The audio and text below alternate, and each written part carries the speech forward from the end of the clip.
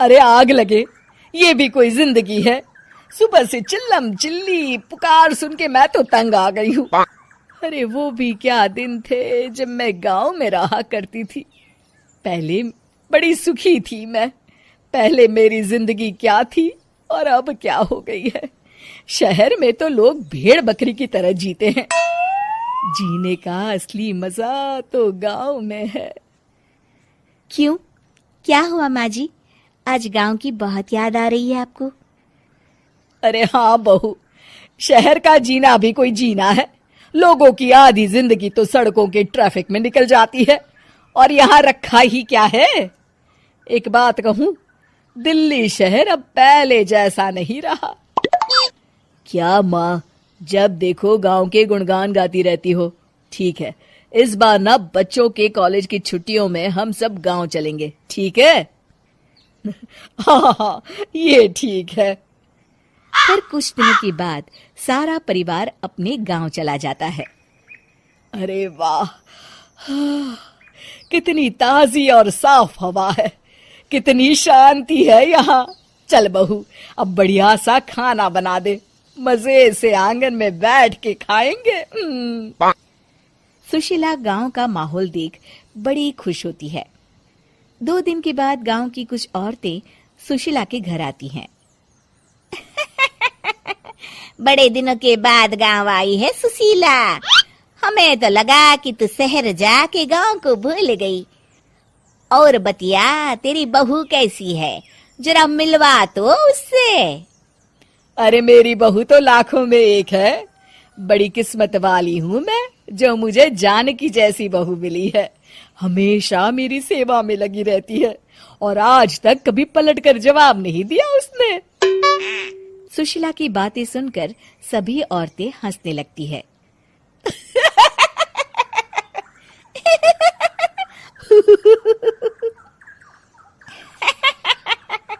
अरे कुछ भी बोले जा रही है। तबीयत तो ठीक है? तेरी बहू चांद से आई है क्या? क्यों बहनों, दुनिया की कोई भी बहू अच्छी होती है क्या? सब औरतें ममता की हाँ में हाँ मिलाती हैं। अरे मैं तो कहती हूँ दुनिया की हर बहू सास का खून चूसने वाली डायन होती है, डायन। मैं तो एक बिल में 1000 सांप के साथ रह सकती हूँ, लेकिन अपनी बहू के साथ नहीं रह सकती। हाँ, तूने सही कहा। मेरी बहू तो तेरी बहू से भी 2 कदम आगे है।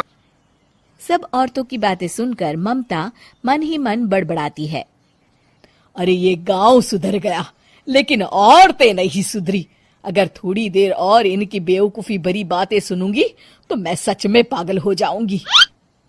फिर सुशीला उन औरतों को घर से दफा कर देती है और राहत की सांस लेती है। अरे बहू, जरा बाम लाके मेरे सर पर तो लगा दे। उन औरतों की फालतू बातें सुनकर मेरा सर चकरा गया है। इस गांव की औरतों का तो भगवान ही मालिक है। फिर अगले दिन सुशीला की सास उससे कहती है, अरे बहू, तू यहाँ क्या आराम फरमाने आई है? आखिर ये तेरा ससुराल है। चल चल, घर के कामों में हाथ बटा। शहर में कुछ काम धाम तो करती नहीं है। जरा अपने आप को तो देख, कितनी मोटी हो गई है।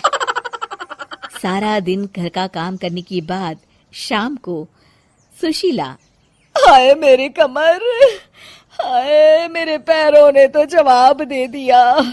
आज तो मुझसे मक्खी भी न मारी जाएगी। अरे बहू, जरा आकर मेरे हाथ पैर तो दबा दे। जी माँ जी, अभी आती हूँ। तभी सुशीला की सास जानकी को रोकते हुए कहती है, अरे रुक जा बहू, एक दिन काम करके इसको इसकी नानी याद आ गई। हम लोग तो रोज इतना काम करते हैं, कोई जरूरत नहीं इसके हाथ पैर दबाने की। सुबह तक सब ठीक हो जाएगा। सुशीला अपनी सास की बातें सुनकर हैरान रह जाती है। इस तरह धीरे धीरे गांव आने के बाद सुशीला की परेशानी शुरू हो जाती है। फिर एक दिन अरे आज तो मैं कपिल शर्मा देखूंगी क्योंकि आज संडे है। सुशीला जैसे ही टीवी ऑन करती है तभी बिजली कट जाती है। अरे सत्यानाश, इस बिजली को भी अभी जाना था। इतने दिनों से मैं टीवी सीरियल देख नहीं पाई। हमारा देश इतनी तरक्की कर रहा है, अरे पता नहीं ये गांव कब सुधरेगा। अरे अब तो 2 दिनों के लिए बिजली को भूल जा, ये तो यहाँ रोज की बात है। अब इस अंधेरे में रहने की आदत डाल ले। हाँ। हे भगवान, अब क्या होगा? ऊपर से इन मच्छरों ने जीना हराम कर रखा है।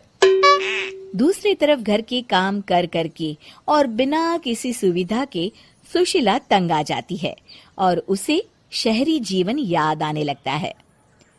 क्यों माँ, मजा आ रहा है ना? अरे आपने ऐसी सूरत क्यों बना रखी है? मुस्कुराइए, अब हम गांव में हैं। मोहन के साथ जानकी भी अपनी सास की खिंचाई करती है। हाँ हाँ माँ जी, आप ही तो यहाँ की बड़ी तारीफ कर रही थी।